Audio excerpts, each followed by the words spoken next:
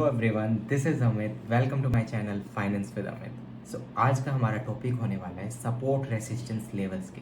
कि support resistance क्या होते हैं, कैसे उन्हें ड्रॉ किया जाए और कौन से टाइम फ्रेम्स पे हम सपोर्ट रेसिस्टेंस ड्रॉ करें जिससे हम इंट्राडे ट्रेड कर सकें। और अगर हम ड्रॉ नहीं कर सकते तो इज देयर एनी टूल जो हमारे लिए सपोर्ट रेसिस्टेंस ड्रॉ करके दे। तो ये सब questions I am going to clear out in this video.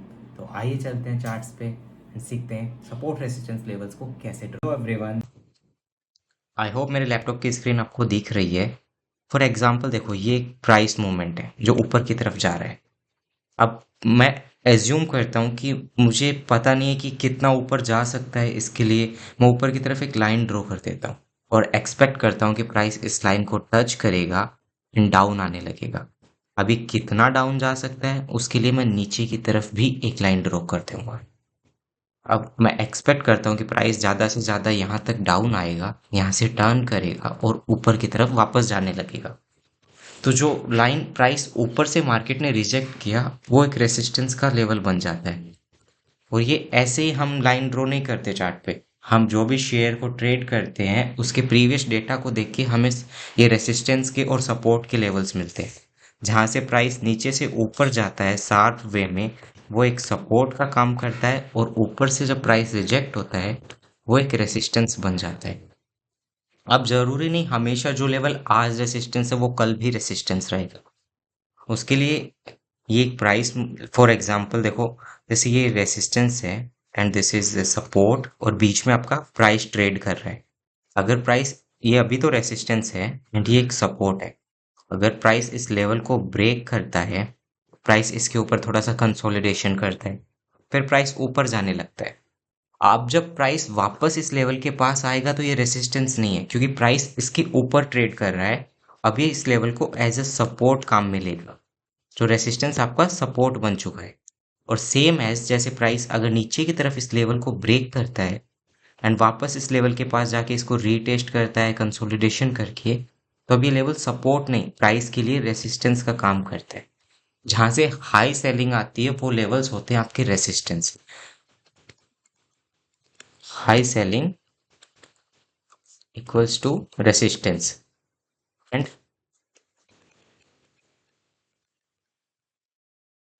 High buying equals to support. जिस लेवल से मार्केट ने एक शार्प अपसाइड दिया है वो लेवल आपका सपोर्ट का काम करता है और जिस लेवल से मार्केट ने एक फॉल किया है वो लेवल आपका एक रेसिस्टेंस का काम करता है। तो अगर आप इसको एक एग्जिट वैल्यू के लिए देखना चाहते हैं तो लुक एट है, लाइक एक स्टॉक है पर्टिकुलर, ये उसका प्राइस मूवमेंट है, लाइक वो 200 पे ट्रेड कर रहा है अभी और ऊपर ये एक रेसिस्टेंस की मैंने लाइन ड्रॉ कर दी जो 210 पे है और नीचे की तरफ एक सपोर्ट ड्रॉ कर दिया जो 190 पे है। अब ये स्टॉक है आपका, कोई भी ये आर से डिनोट करते हैं इसको और इसको एस से डिनोट करते हैं। अगर प्राइस 210 के पास टच करता है, रिजेक्शन लेता है, तो ये रेसिस्टेंस का काम कर रहा है।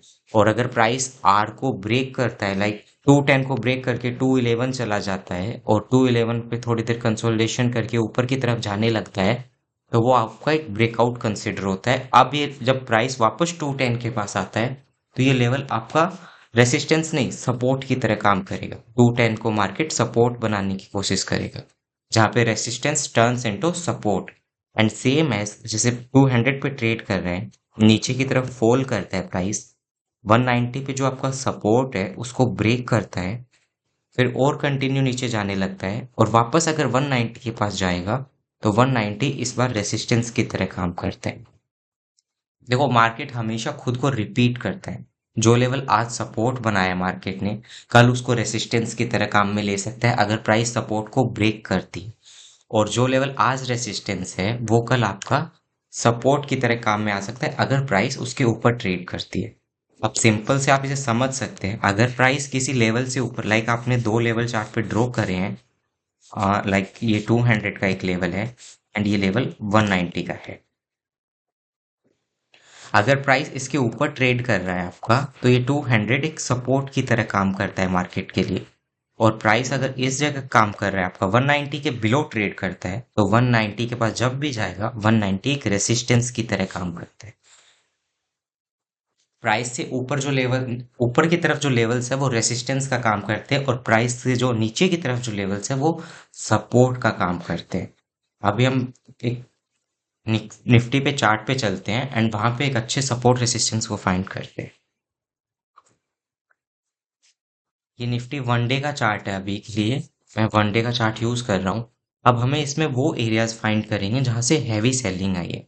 फॉर एग्जाम्पल आप देख सकते हो इस एरिया से एक अच्छी सेलिंग आई है। यहाँ से मार्केट ने कंटिन्यूअस फॉल किया है, और इस एरिया से मार्केट ने एक अच्छा पुल बैक देके ऊपर की तरफ गया है market, up side, up side के, और यहाँ से एक डाउन साइड के। और और अगर आप इस लेवल को मार्क करते हैं, आप देख सकते हैं यहाँ से भी एक शार्प फॉलिंग आई है मार्केट में। तो हम इन लेवल्स को ड्रॉ करते हैं, तो ये जो आपका लेवल है ये एक रेसिस्टेंस की तरह काम करता है, क्योंकि यहाँ से मार्केट ने सेल ऑफ किया है। और ये जो लेवल है आपका, ये एक सपोर्ट की तरह काम करता है, क्योंकि मार्केट यहाँ से शार्प अपसाइड दिया है। और यहाँ पे भी आप देख सकते हैं, यहाँ पे भी एक रेसिस्टेंस बनता है, क्योंकि मार्केट ने यहाँ से सेलिंग दी है। फिर मार्केट ने इस लेवल का ब्रेकआउट करता है, जैसे मैंने आपको ड्राइंग्स में दिखाया, उसके ऊपर प्राइस सस्टेन किया और कंटिन्यूअसली ऊपर की तरफ जाने लग गया। अब इन्हें हम ड्रॉ करते हैं एंड छोटी टाइम फ्रेम पे जाके और अच्छे से इनको चेक करते हैं। ये देख सकते हैं मैंने इस लाइन को ड्रॉ कर लिया, 25,339। एंड एक लेवल में ये ड्रॉ करता हूँ आपका, यस, 25,778, 25,078। एंड नीचे की तरफ मैं एक ये लेवल ड्रॉ करता हूँ जो आपका एक सपोर्ट की तरह मार्केट ने काम में लिया है। अब ये बहुत स्ट्रॉन्ग सपोर्ट है मार्केट ने, क्योंकि यहाँ से मार्केट ने अराउंड, अगर हम चेक करेंगे, मार्केट ने यहाँ से लगभग 23,900 से मार्केट ने अपसाइड दिया है 25,300 का। तो अराउंड 1400 पॉइंट का मार्केट ने अपसाइड दिया है। अब किसी भी लेवल से अगर बहुत स्ट्रॉन्ग बाइंग आती है और बहुत ऊपर की तरफ मार्केट जाने लगता है, तो वो एक अच्छा लेवल बन जाता है। अब एक लेवल हम ये ले सकते, फॉर एग्जाम्पल ये वाला लेवल, ये जो कैंडल है ना, ये वाली कैंडल, रीजन इस कैंडल का है, आप देखते हैं अगर इन दो डॉट्स को आप कनेक्ट करते हैं तो ये सेम, ऑलमोस्ट सेम है। जब मार्केट इस लेवल के पास वापस आता है तो ये कंटिन्यूअसली अपसाइड जाता है। अगर इसको ब्रेक करता है तो फॉल हो सकता था, लेकिन इसको फॉल नहीं किया। प्राइस ने इस लेवल को, जो पहले सपोर्ट था, वो बाद में भी मार्केट ने उसको सपोर्ट की तरह काम में लिया। और यहाँ पे जो लेवल रेसिस्टेंस था आपका, उसको मार्केट ने एज ए सपोर्ट काम में लिया। हम छोटे टाइम फ्रेम पे करते हैं, आपको और अच्छे से इससे एग्जांपल देखने को मिलेगी। मैं एक लाइन यहाँ पे ड्रॉ कर दूं। मैं अभी 30 मिनट के चार्ट पे आपको लेके चलता हूँ, निफ्टी के 30 मिनट चार्ट पे।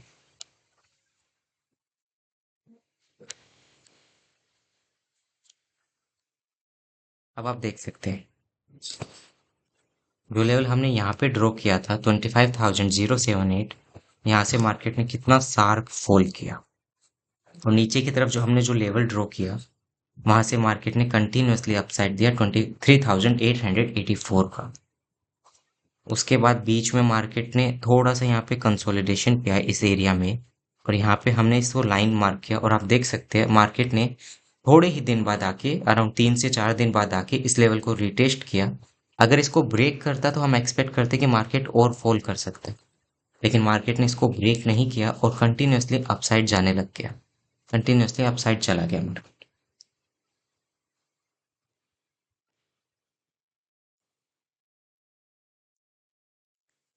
और अभी हमने जो यहाँ पे लेवल ड्रॉ किया था, जो एक रेसिस्टेंस का लेवल था, वहां से मार्केट ने सेल ऑफ किया। फिर मार्केट ऊपर गया, अभी जो 25,708 का जो लेवल था, मार्केट ने वहां से सेलिंग को फेस किया, क्योंकि प्रीवियस में वहां से बहुत स्ट्रॉन्ग सेलिंग आई थी। आप देख सकते हैं यहाँ पे भी सेलिंग आई इस लेवल से, और यहाँ पे भी मार्केट ने सेल ऑफ किया। लेकिन नेक्स्ट डे मार्केट जब इसको ब्रेकआउट करता है, और ऊपर वाले को भी मार्केट ने बहुत स्ट्रॉन्ग बाइंग कैंडल से ब्रेकआउट किया, उसके बाद जो रेसिस्टेंस का लेवल था आपका, मार्केट ने उस लेवल को एज ए सपोर्ट बनाया। जैसे मैंने आपको ड्राइंग्स में दिखाया कि अगर मार्केट किसी लेवल को ब्रेकआउट करता है, उसके ऊपर सस्टेन करता है प्राइस में, तो वो लेवल एक अच्छा सपोर्ट की तरह काम करता है।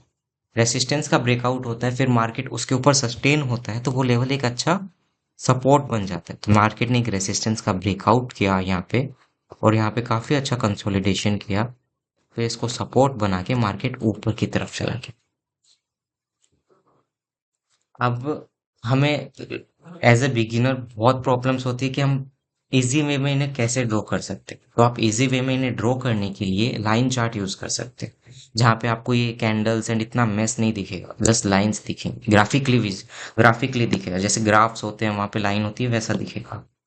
हम डिलीट करते हैं लाइन, और आपको इनमें सिंपली बड़ी टाइम फ्रेम पे वो लेवल्स फाइंड करने हैं, वो पीक्स फाइंड करनी है, क्योंकि जहां से एक मार्केट ने शार्प सेलिंग दी है। एग्जाम्पल हम फाइंड करते हैं कुछ। आप ये लेवल देखिए, मार्केट ने यहाँ से एक सेलिंग दी है, इसको बाद में हम कैंडल चार्ट पे कन्वर्ट करेंगे, और आप देख सकते हैं मार्केट ने यहाँ से सेलिंग दी, इस लेवल को मार्केट ने ब्रेकआउट किया एंड कंटिन्यूसली ऊपर गया।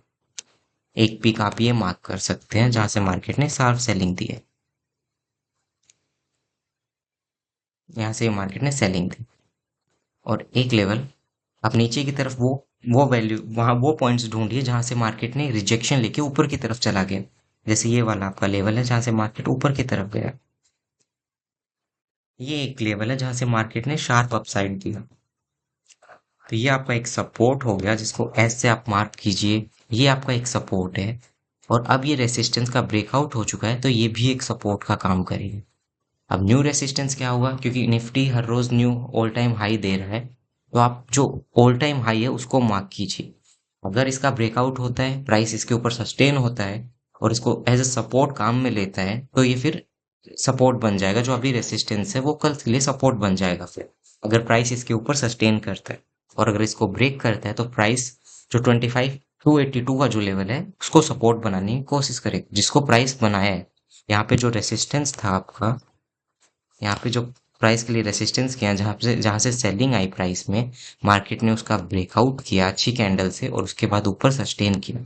अब इन्हें हम कैंडल चार्ट्स पे लेके जाते हैं ताकि आपको और अच्छे विजुअल्स समझ में आएंगे। आप देख सकते हैं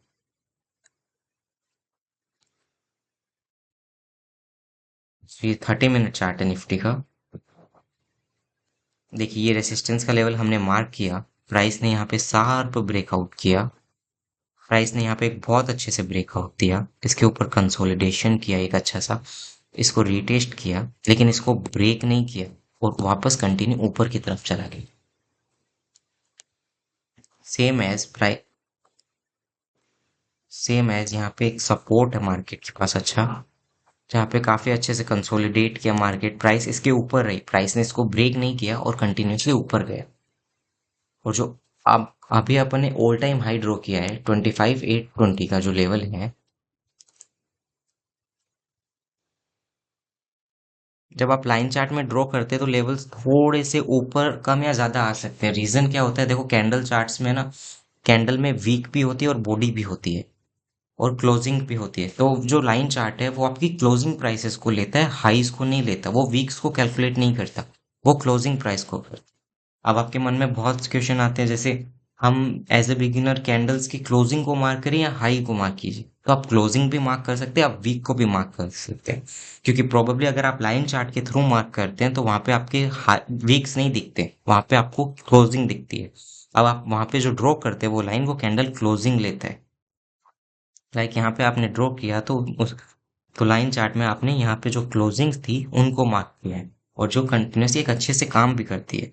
और लाइन चार्ट में सपोर्ट रेसिस्टेंस लेवल्स को निकालना बहुत इजी हो जाता है, क्योंकि वहां पे ग्राफिकल विजुअल मिलता है अपन को कि हम वो एरियाज को फाइंड करना है जहां से मार्केट ने शार्प सेलिंग दी है और नीचे की तरफ से शार्प अपसाइड दी है। और जब भी आप सपोर्ट रेसिस्टेंस ड्रॉ करो तो ऐसे लेवल करो जहां से एटलीस्ट 2 बार रिजेक्शन लिया है प्राइस ने। एक बार लिया है ठीक है, ये जैसे अभी यहाँ पे तो एक ही बार लिया है, क्योंकि ये कल ही मार्केट ने नया हाई दिया है, वो एक ही बार वैलिडेट करेगा। अब अगर कल प्राइस इसके नीचे कहीं यहाँ ओपन करता है, इसको रिटेस्ट करता है और यहाँ से वापस की सेलिंग आती है, तो ये एक अच्छा रेसिस्टेंस है। लेकिन अगर प्राइस इसको ब्रेकआउट करता है ऐसे ऊपर की तरफ एक अच्छी कैंडल से, तो प्राइस और ऊपर तक जा सकती है आपकी। तो हमेशा ऐसे एरियाज फाइंड करो जहां पे आपको दो तीन रिजेक्शंस मिलते हैं, दो तीन रिजेक्शंस मिलते हैं। अब अगर किसी को मैनुअल सपोर्ट रेसिस्टेंस ड्रॉ करने में प्रॉब्लम होती है तो उनके लिए एक शॉर्टकट है। आप एक इंडिकेटर है पाइवट पॉइंट्स, वो यूज कर सकते हैं, like this pivot point standard. ये आपको एग्जैक्ट वही लेवल्स देगा जो हमने काम में, लाइक अभी हमने जो हाई ड्रॉ किया वो इसने भी हाई ड्रॉ किया 25 R2 के नाम से। R2 मतलब रेसिस्टेंस 2। इसकी सेटिंग्स पे चलते हैं and let me show you inside of it. Style, ये लेबल्स एंड लाइन्स, इन्हें हाइड अनहाइड अपने अकॉर्डिंग कर सकते हैं। नंबर ऑफ पाइवट बैक्स, मतलब आपको कितने दिनों के लेवल्स चाहिए। यूज डेली बेस वैल्यू, मतलब ये जो डेली सपोर्ट रेसिस्टेंस है लास्ट 15 डेज की डेली सपोर्ट रेसिस्टेंस है। तो आप लास्ट 15 डेज इज बहुत ज्यादा होता है, अराउंड आप 5 डेज यूज कीजिए, इनफ है। एंड यहाँ पे एक टाइप दिखते हैं। टाइप में आपको बहुत तरह के मिलते हैं, ट्रेडिशनल है, फिबोनाची, वुडी, क्लासिक, डीएम, कैमरिल। सो आप ट्रेडिशनल यूज की कर सकते हैं और फिबोनाची यूज कर सकते हैं। दोनों में सिर्फ थोड़ा सा कैलकुलेशंस का डिफरेंस आता है, बाकी दोनों अच्छे से काम करते हैं। नीचे की तरफ आते हैं तो आपको ये प्राइस के अपाव साइड के 5 रेसिस्टेंस लेवल्स को ड्रॉ करके देता है और प्राइस के डाउन साइड के 5 सपोर्ट को ड्रॉ करके देता है। एंड इसमें एक पी आता है which is stands for pivot point. Pivot point एक ऐसा पॉइंट है मार्केट के लिए जहाँ पे इक्विलिब्रियम, विच मीन्स जहाँ पे बाइंग और सेलिंग अपना डिसीजन लेते हैं, लाइक मार्केट अपना डिसीजन लेता है कि उसे अपसाइड कंटिन्यू करना है या फिर डाउन साइड कंटिन्यू करना है। यहाँ पे प्राइस है तो वो डिसीजन लेते हैं बायर्स सेलर्स कि प्राइस को बायर्स को डोमिनेट करेगा तो मार्केट ऊपर जाएगा, सेलर्स डोमिनेट करेंगे तो प्राइस नीचे जाएगा।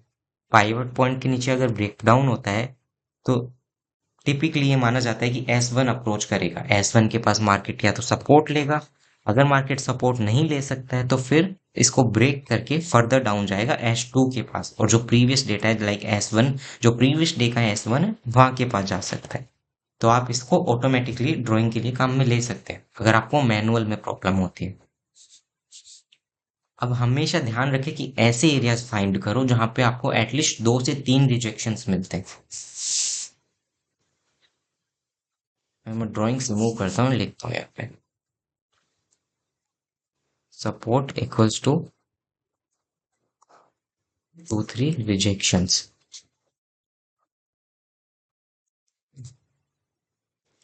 and resistance equals to 2-3 rejections। क्योंकि उन एरियाज, वो लेवल्स बहुत अच्छे से आपके काम करते हैं। आई होप आपके बहुत सारे डाउट्स क्लियर हुए होंगे सपोर्ट रेसिस्टेंस को लेके। तो आप लाइन चार्ट से स्टार्ट कीजिए। जब आपको चार्ट्स पे कंटिन्यूसली आदत लग जाती है चार्ट्स की, तो फिर आपके लिए कैंडल चार्ट्स पे एनालाइज करना स्टार्ट कीजिए। आपके लिए सपोर्ट रेसिस्टेंस निकालना बहुत ईजी हो जाएगा। आप लाइन चार्ट से शुरू कीजिए एंड कैंडल चार्ट्स पे शिफ्ट कीजिए, आपको बहुत अच्छे लेवल्स मिलेंगे एंड बहुत इजी लेवल्स मिलेंगे। क्योंकि लाइन चार्ट में हमें बेसिकली वही पॉइंट्स फाइंड करने हैं जहां से शार्प सेलिंग आई है। पीक्स को फाइंड कीजिए, लाइक दिस इज आपका प्राइस है एंड एक पीक बनाया मार्केट ने, यहाँ से फॉल किया तो इसको मार्क कर लीजिए। और यहाँ से नीचे की तरफ एक पीक है जहां से मार्केट ने अपसाइड दिया, तो इसको एज ए सपोर्ट मार्क कर लीजिए, एज ए रेसिस्टेंस। तो ये लेवल ऑफ प्राइस इसके लिए सपोर्ट का काम करता है और ऊपर की तरफ इसको रेसिस्टेंस। इसका ब्रेकआउट करता है तो और ऊपर जा सकता है, फिर आपका जो रेसिस्टेंस है वो सपोर्ट बन जाएगा, और अगर सपोर्ट ब्रेक डाउन होता है तो आपका रेसिस्टेंस बन जाता है। सो आई होप आपको ये वीडियो बहुत अच्छा लगा होगा। See you in the next video.